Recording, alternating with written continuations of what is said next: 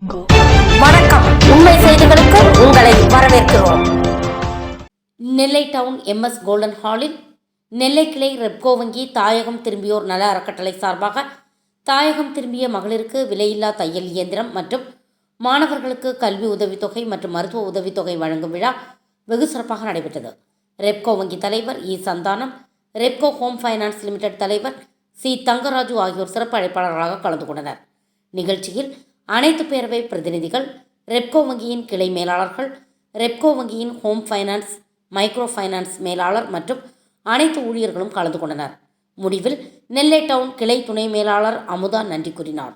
இதன் ஏற்பாடுகளை கன்னியாகுமரி மாவட்டம் பேரவை பிரதிநிதி தேவிகா ராணி, தென்மண்டல வகுப்பு சங்க ஒருங்கிணைப்பாளர் சுப்பிரமணியன், திருநெல்வேலி மாவட்டம் ஒருங்கிணைப்பாளர் புவனேஸ்வரி கார்த்திகேயன், தாயகம் திரும்பியோர் நல அறக்கட்டளை ஊழியர்கள் செய்திருந்தார்கள்.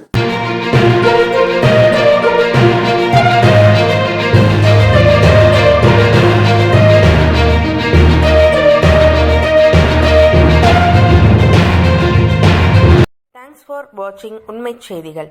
நெல்லை செய்திகளை உடனுக்குடன் தெரிந்து கொள்ள சேனலை சப்ஸ்கிரைப் பண்ணுங்க, லைக் பண்ணுங்க, ஷேர் பண்ணுங்க.